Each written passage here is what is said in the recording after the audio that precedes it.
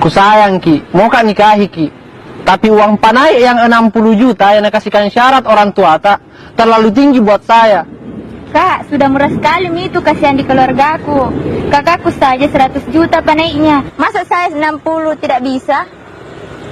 Tidak sama kak, sama suaminya kakak tak. Dia itu orang kaya, orang berada. Sementara saya, biasa-biasa aja.